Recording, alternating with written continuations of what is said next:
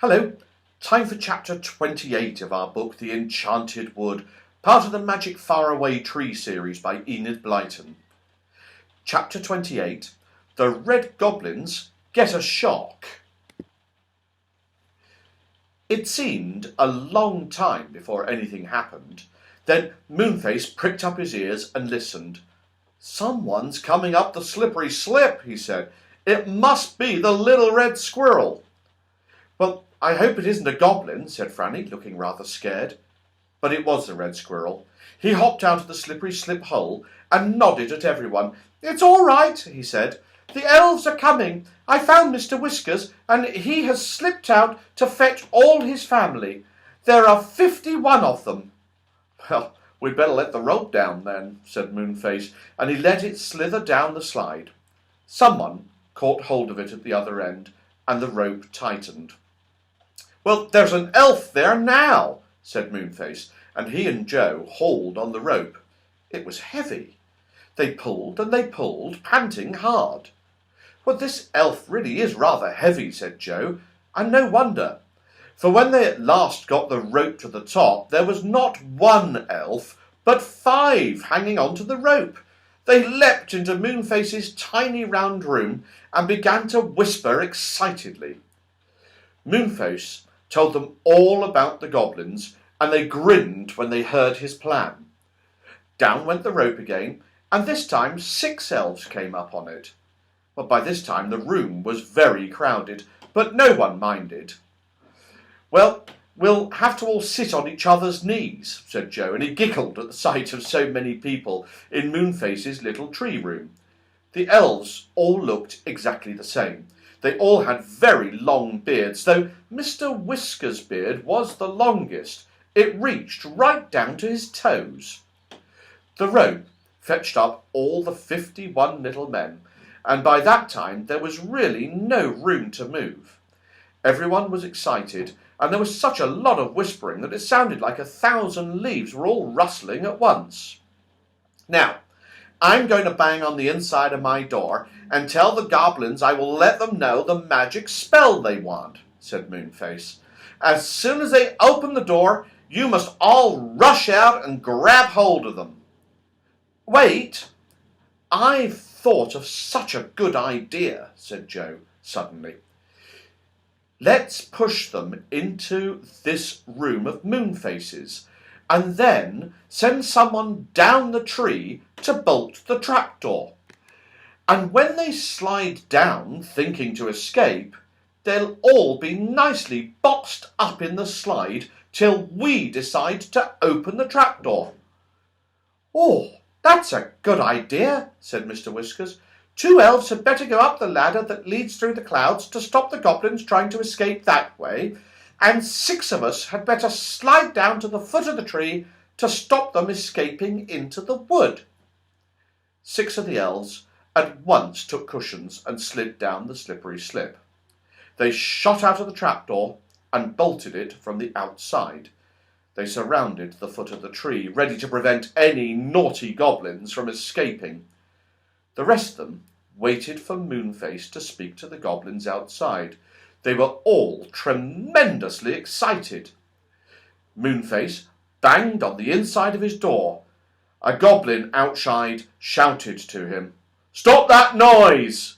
"Let me out!" yelled Moonface. "Not till you tell us one of your magic spells, you know," said the goblin. "I know that spell which will turn people into kings and queens," shouted Moonface. "Well, tell us it then," said the goblin at once.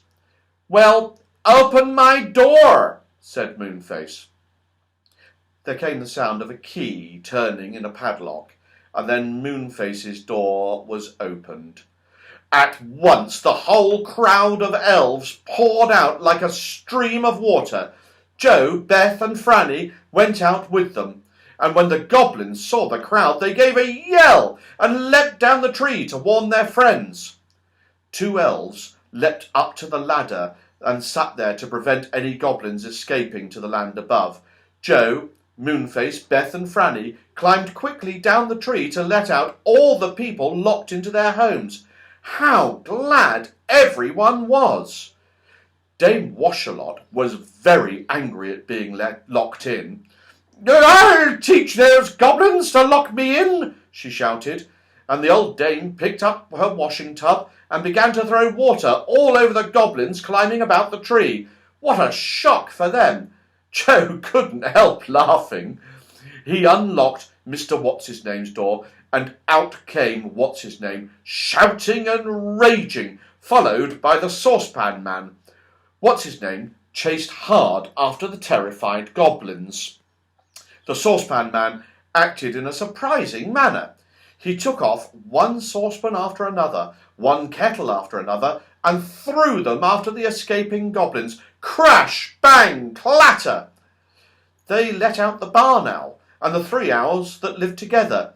They flew at the goblins, screeching and hooting. The angry pixie was so angry that he flew at Joe when he let him out, and Joe only just explained in time that it was the goblins who were to blame, not him. Beth let Silky out, but Silky was frightened by all the noise and shouting. Still, she managed to catch one goblin by throwing one of her curtains over him. Silky and Beth then took the goblin up the tree and pushed him into Moonface's room. When he found the slippery slip, he slid down it in delight, thinking he could escape. But alas for him, he stopped at the bolted trapdoor, and there he stayed, unable to climb up or to get out. Many other goblins were caught that way too. They tried to escape from the elves by running down the tree to the wood, but when they found 6 strong elves at the foot, they climbed up the tree again to escape into their own land at the top. And then, of course, they found the 2 elves on the ladder, who pushed them back down again. So, into Moonface's house they went, pushed in by Joe, who took great delight in doing so. One by one they tried to escape by sliding down the slippery slip, and soon the slide was crowded with goblins, piled one on top of the other. Dawn came, and the sun shone out, lighting up the great branches of the enormous Faraway tree. "Now, we can see if any goblins are hiding anywhere," called Moonface, who was thoroughly enjoying himself. So he and the elves and What's-his-name looked into every hole and corner, behind every branch and tuft of leaves, and pulled out any goblins that were hiding there. They were marched up to Moonface's room, and down the slippery slip they went. Soon there wasn't a single goblin left. They were all piled up on top of one another on the slide, most uncomfortable and most upset.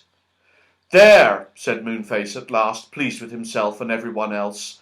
"We've got them all safe. My word, I am hungry. What about having a good meal?" "Oh, look," called Silky, waving to the lower part of the great tree. "The faraway tree is growing ripe plums just down there. What about we have a feast of those?" "Oh, good," said Moonface. "Squirrel, go down to the 6 elves at the foot of the tree and tell them they can come up here now. Hey, you 2 elves up on the ladder, you can come down. Silky, can you make us some hot chocolate to drink? Plums and hot chocolate would make a lovely meal." Just as they were sitting down to eat and drink, a strange figure came up the tree. He was thin and ragged and knobbly, but his face beamed as if he knew everybody. "Who's that?" said Franny at once. "Well, I don't know," said Moonface, staring. "I seem to have seen him before," said Beth. "Well, he's a funny-looking creature," said Joe. "He looks rather like a scarecrow to me." The ragged man came up and sat down on a branch nearby. He held out his hand for a cup of hot chocolate. "Who are you?" said Moonface. "What's your name?" said Silky. "Oh, play the game," said the thin man, beaming. "Yes, certainly. What game shall we play?" And then everyone knew who it was. It was the old saucepan man, without his kettles and saucepans. Well, he'd thrown them all after the goblins, and now he had none left to wear. "Oh, Saucepan, you do look different," said What's-his-name, hugging him. "I didn't know you. Come and have a plum." The Saucepan man looked alarmed. "Hurt your thumb?" he said. "Oh, I am sorry." "No, I didn't say I'd hurt my thumb," said What's-his-name, roaring with laughter and clapping Saucepan on the back. "I said, have a plum. Have a plum. Have a plum." "Oh, thanks," said the Saucepan man, and put 2 large plums in his mouth at once. "And now," said Moonface, when everybody had finished, "what about those goblins on the slippery slip?" And we'll find out what happens to the goblins on the slippery slip tomorrow. See you then.